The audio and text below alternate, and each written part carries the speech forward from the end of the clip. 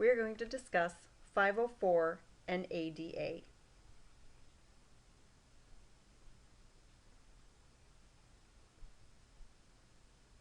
In the first PowerPoint, we talked about IDEA. 504 is a separate law, and ADA is a separate law from that. So, the Rehabilitation Act of 1973, and part of that Section 504, or Public Law 93-112, President Nixon signed the act into law on September 26, 1973. The regulations were not finalized until 1977. And this is the first piece of federal legislation addressing the civil rights of persons with disabilities. 504 prohibits discrimination against individuals with disabilities in any federally funded program.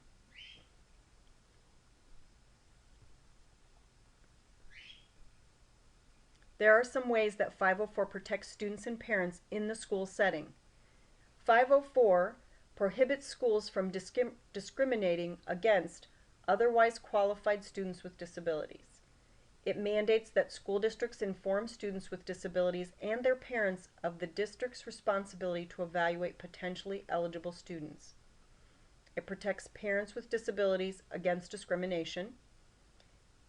It gives specific accommodations that have to be made to provide the same opportunities and access provided to non-disabled parents. So if you have a hearing impaired parent or a parent that does not speak English, you must provide an interpreter at the meeting. That's the school district's responsibility. It mandates individual plans for eligible students that need accommodations and or modifications to ensure a free, appropriate public education. And in this instance with 504, we are not talking about an IEP.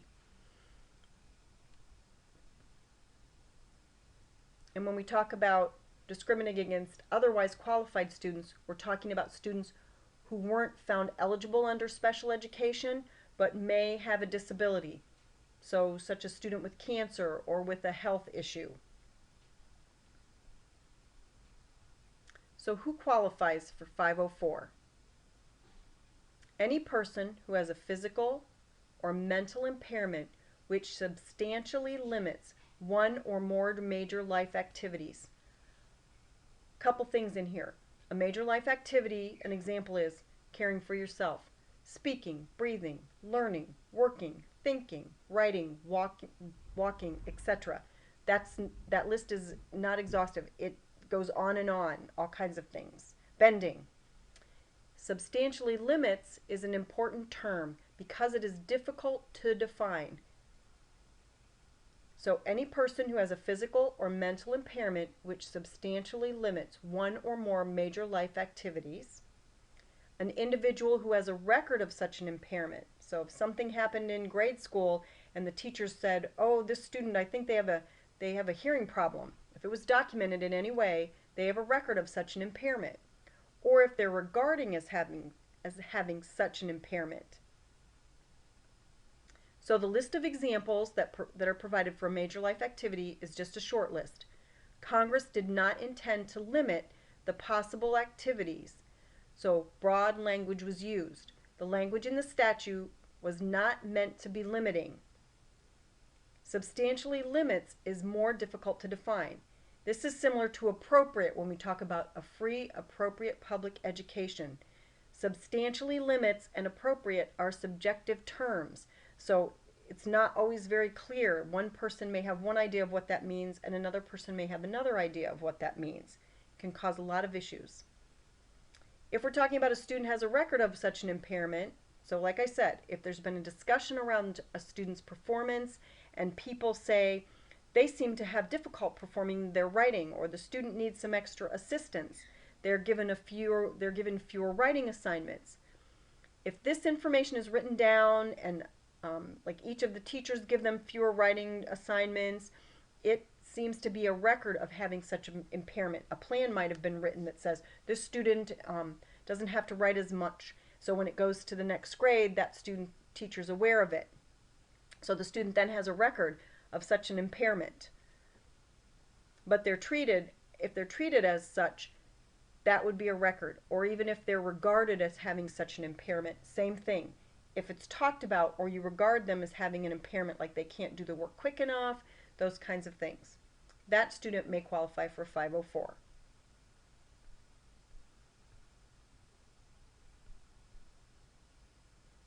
Under 504, the OCR also interprets drug addiction to be a physical or mental impairment. Nonetheless, a student who is a current illegal drug user is not covered under either Section 504 or the Americans with Disabilities Act on the basis of the drug addiction. So if they are currently taking drugs, they do not get protection under 504. The person would be eligible if they are currently participating in a supervised rehab program and are no longer engaging in the illegal use of drugs, because it could have been the drugs that caused them to not be able to process or understand information. But if they're no longer currently using, they can get protection under 504 because they have a disability, even though it was caused by the drug use. The person would be eligible if they have completed the rehab and are no longer engaging. So if they're in a current supervised rehab program, or if they're being tested and it's shown that they have completed and they're no longer engaging in the use, they would be eligible for 504 protection.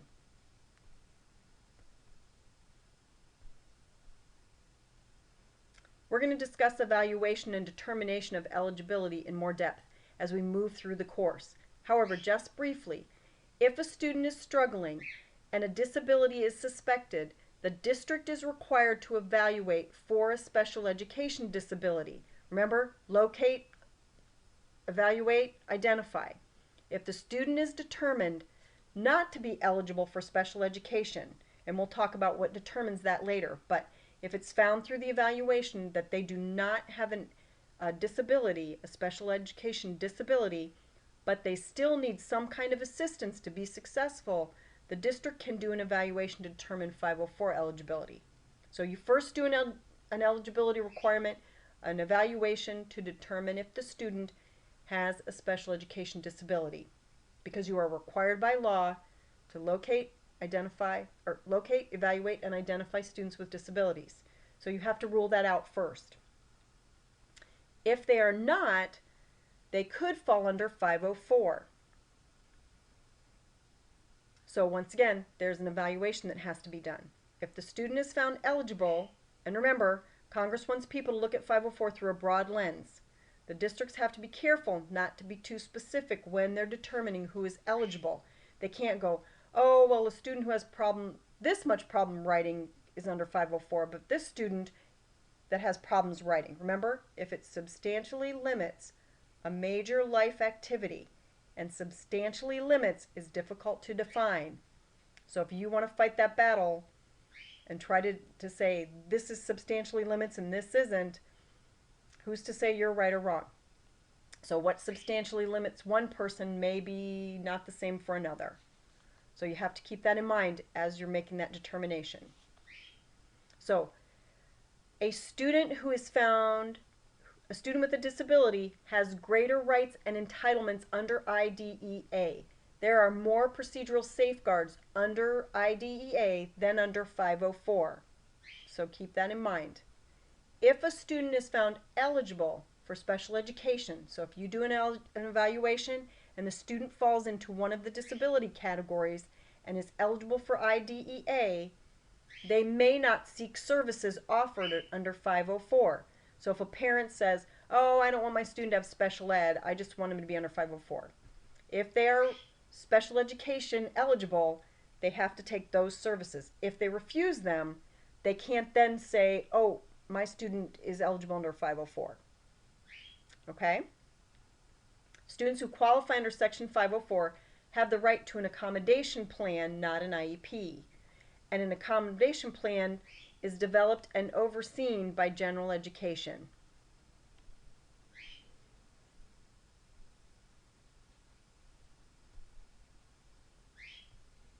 So a student that's having difficulty in a writing class maybe have trouble processing and takes a long time to complete assignments. The student may not need individualized specialized instruction, which is special education. They just need an accommodation. So possibly shorter assignments or the ability to record their writing assignments instead of writing them. this student would probably not qualify for special ed, but would be under the broad category for 504 because a major life activity is substantially limiting their access to education. Districts are to provide a 504 coordinator, and many districts use special education staff, although this is not a special education mandate. This is a civil rights regulation. The funding does not come from special ed, and any accommodations or services are paid for by the general education funds. The 504 plan is not developed, implemented, or overseen by special education professionals. It's monitored by general ed. They may call special ed teachers in to help with it, but the general education oversees it. They review it, they revise it, and it's not under the same timeline as an IEP. It is different.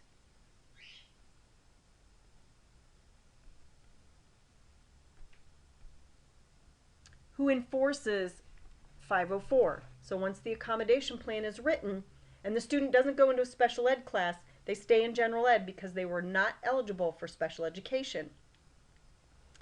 The Office of Civil Rights, which is a component of the U.S. Department of Ed, oversees the enforcement of 504. So if a plan is written and the parent feels that the plan is not being implemented, they can complain to the Office of Civil Rights. The Office of Civil Rights will contact that district, not something that you want to happen. So they enforce 504. The reason that some districts are found negligent is they fail to properly evaluate the student. So even though they had a special ed evaluation, they have to have some kind of evaluation that looks at the 504 possibilities. If they don't do a good evaluation, they can be found negligent. And they're failing to identify all the items in the complete range of educational services and specific supplemental aids that the student might need to receive a free, appropriate public education. So if they don't look at all the things that might help, and some districts don't, because remember, special ed funding is not paying for this, it's coming out of the general ed funds. So a lot of districts tend not to like 504. So it's difficult to implement, but it's a regulation.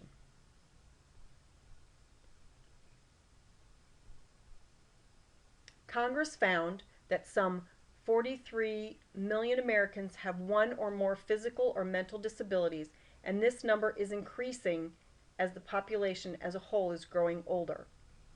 Historically, society has tended to isolate and segregate individuals with disabilities, and despite some improvements, such forms of discrimination against individuals with disabilities.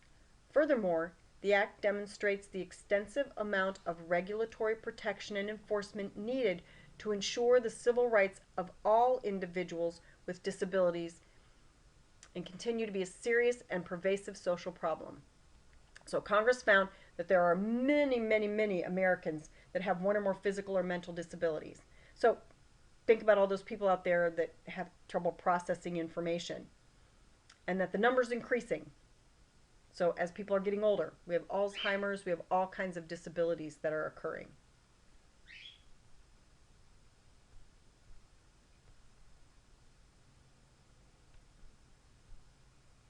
So as we move on to ADA, ADA prohibits discrimination in employment, services rendered by state and local governments, places of public accommodation, transportation, and telecommunications. So we have 504 that covers discrimination in the school system.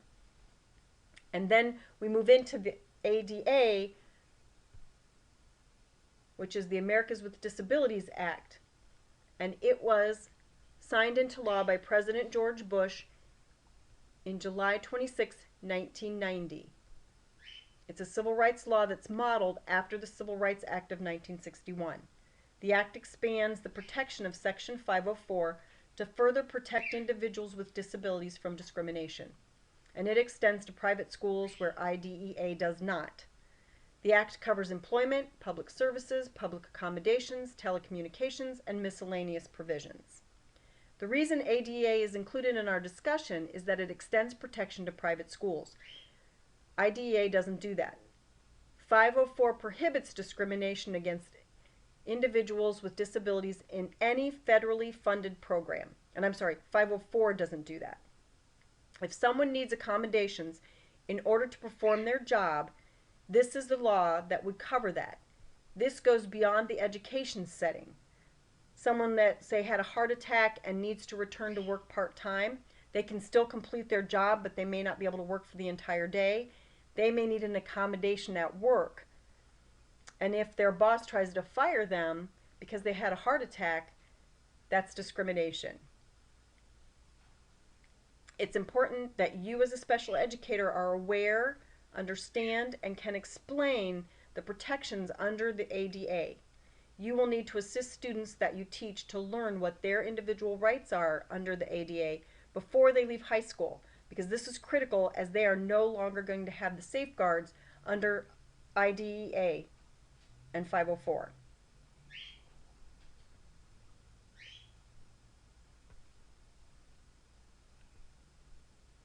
So Congress adopted the same definition under the ADA as it did for the Rehab Act of 1973, so 504. They have the same definition. Who's eligible?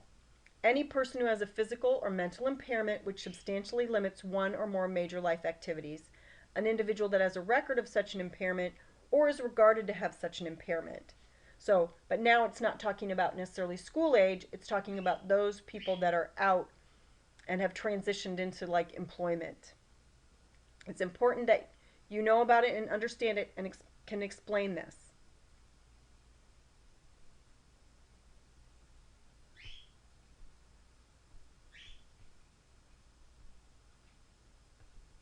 So we have 504 and ADA. So 504 is a civil rights statute. It's not a special education regulation or rule. And it talks about preventing discrimination against students with disabilities in any federally funded program, so in the schools. ADA also talks about non-discrimination against people, individuals with a disability. So those students transitioning out of high school into post-secondary life would be covered by ADA. Students in wheelchairs who need to get around a facility, any of those pieces would fall under ADA if they're out, say, college, in a work environment. So you kind of need to know the difference between 504 and ADA and who falls under what the time frame is. So if you have any questions, please feel free to contact me using the virtual office or by email.